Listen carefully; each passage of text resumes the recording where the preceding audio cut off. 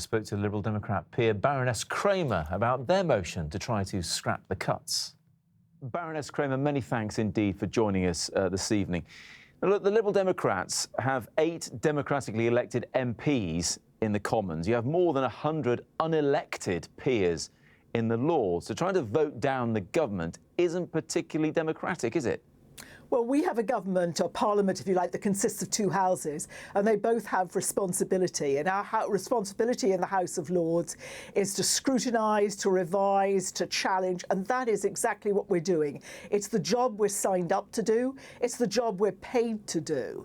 And today we're looking at something, it's a regulation called a statutory instrument that the House of Commons hasn't been able to amend in any way. It just has to take it as is from the government. We're not able to amend it in any way, and so we have to decide, do we support it or do we stop it?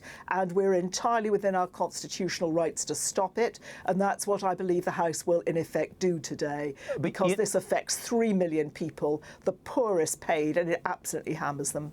But really, is it your say? Because as you know full well, there is no convention for the Lords to oppose financial measures as set out by the elected government, is there? Well, there's a convention that we allow through things called money bills. This isn't a money bill. The government chose not to put it in a money bill. If it had put it in a money bill, then the House of Commons could have debated it and amended it, which it couldn't. It chose a statutory instrument. And we're obviously having a lot of constitutional arguments taking place today, but quite a number of people have been reading out all the references that say that the House of Lords is free to vote in either direction on a statutory instrument. And I would assume that is precisely because it has no possibility of amendment as a normal money bill would. So the government chose this route. We didn't choose it. We think it would have been so much better to put it in a bill where it could have been fully debated and where it could have been amended. And that hasn't been done.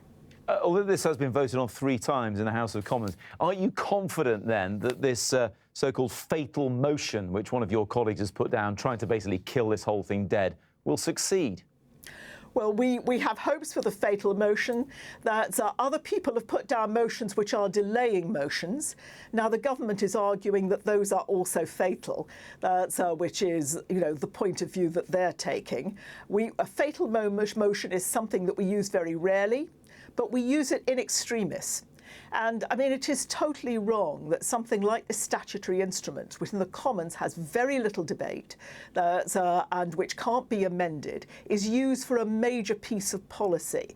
This is really the kind of thing you do for regulation when you're making what you think of as fairly, it might be controversial, but they're fairly small level changes. And they've chosen this route, and we have the right, and indeed we have a responsibility to respond. Baroness, anything with the word fatal attached is obviously quite dangerous. Isn't it dangerous that this could backfire for the Liberal Democrats? It simply looks like you're trying to make the most of what little power you have these days.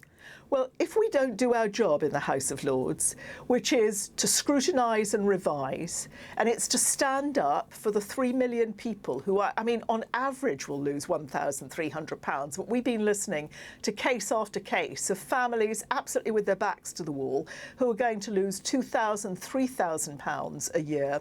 No ability to make up that difference. It's the money that puts dinner on the table in the evening. It's the money that pays the heating bill. These are people who are the working poor, doing all the things we ask them to do, go out, work, earn money. We have to defend them. And if we weren't doing that, then frankly, we shouldn't exist as a House of Lords. Baroness Kramer, many thanks indeed.